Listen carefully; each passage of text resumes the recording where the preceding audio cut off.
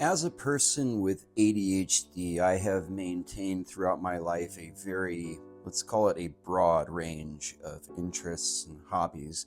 And so my workspace is kind of this melange of a lot of these things, different items that I like to see and have around me.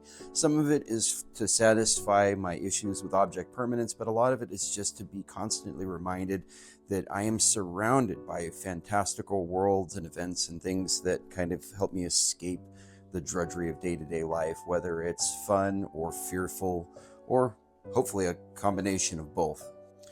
These strange accoutrements are accompanied by a parallel and equally diverse range of reading, where books have always played a huge role in how I perceive reality and how I process it, and then kind of output it in my own way.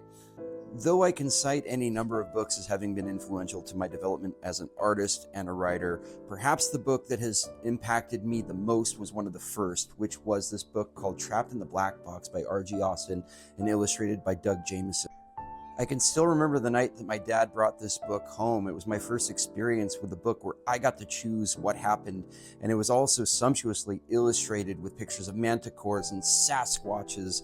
There were aliens and things that I had never even imagined up to that point, all in one place, and I got to pick what happened.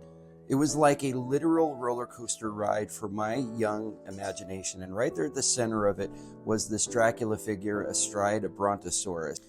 And that conceptual collision influenced Hush Ronin. It was there when I was coming up with ideas like Jed the Flying Head and his enemies like Eraserhead, as seen here, but most particularly in my first webcomic debut called Astronaut Ninja, which I began painting on an iPhone 4 back in 2010.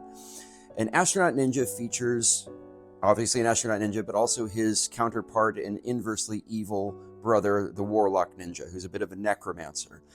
I begun to redevelop this idea as my art skills and tools continued to escalate and develop.